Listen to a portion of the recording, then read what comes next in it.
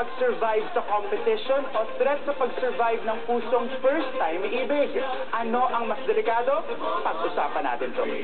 Sa pagdaan nila sa Singing Week, test kay Princess ang bigyang buhay ang hit song ni Starstruck Season 1 First Princess, Yasmin Curdy.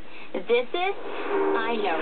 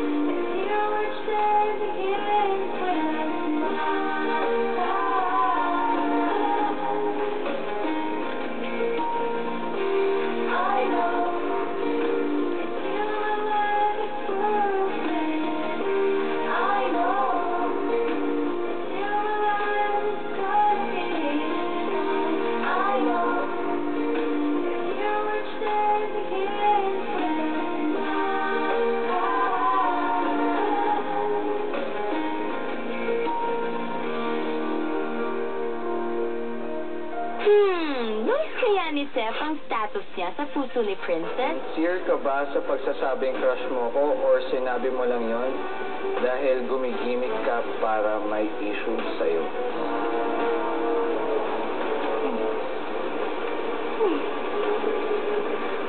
Ako, patay tayo dyan. Oo, crush kita.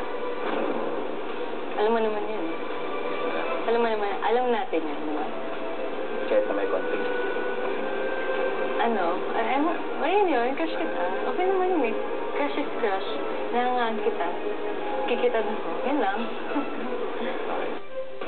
According to you, type mo rin akong kapartner dito sa Starstruck. Sinabi mo lang ba yun dahil nauna ako magsabi na gusto kita, na crush kita? Sabi ko, ikaw yung gusto ko maging kalab. Kasi kilala na kita. Bakit? Tsaka, tama na. Wala akong pakialam. Ewan ko sa'yo, malak ha? Kamusta ka naman sa pagkain natin, no? Oo nga, no? Pero after ng one-on-one session, medyo alanganin ng isa. Ano gusto rin niya talaga? Ayaw ko magsalita ng tapos. Pero, kung sa ngayon, kung seryosohan na talaga, ayaw ko muna. May tendency nga ba magpalit agad ng isip si Seth na sing bilis ng isang kisap mata?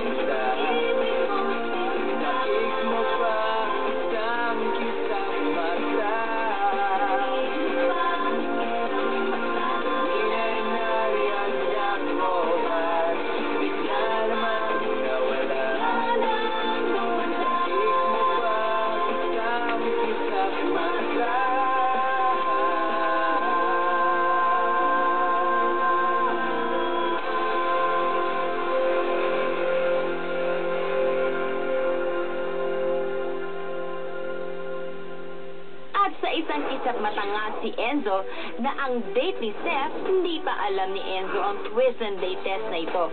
Kaya't parang excited nga ito sa kanyang date.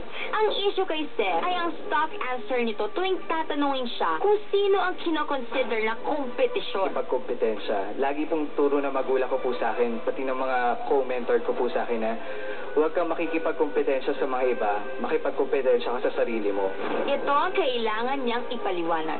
Sarili mo na, ang competition mo na sobrang napapaka-safe na sagot.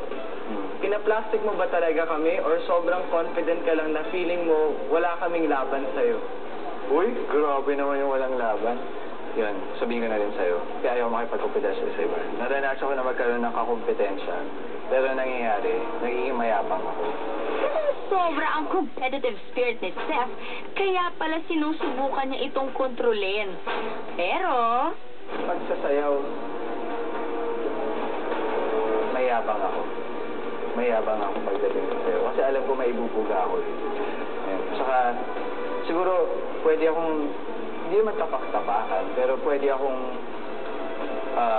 matalo, ganyan. Pero pagdating sa sayaw, hindi talaga. Kasi, yun talaga, alam mo naman, yun ang pinaka-passion ko sa lahat. Kaya, ayokong may tatapak sa akin. then it is Enzo's turn to wait kung sino ang darating para sa kanya. Ang parating ay si Sarah na walang kamuwang-muwang na in a few moments, may aaminin si Enzo sa kanya. Finally, magkaharap na sina Enzo at Sarah. Pagkausap kita, parang magkaibigan talaga tayo. Kayanin ni Enzong ihayag ang tunay niyang damdamin. Pero yun lang ba? Or... Abangan sa pagbabalik ng Starshock 5.